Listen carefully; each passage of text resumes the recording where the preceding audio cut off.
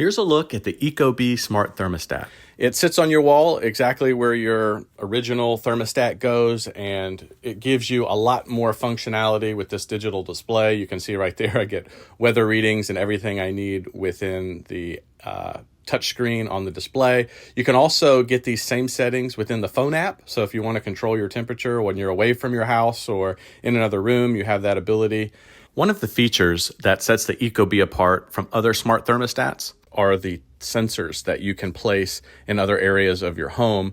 So if you have a bedroom that gets warmer or colder than another room, you can actually monitor that specific room and set the temperature accordingly. So that's really cool about the ecobee. The other feature that we probably use the most is just talking to Alexa and telling Alexa to turn up or turn down the temperature. We don't actually want to open up our phone or get out of our seat.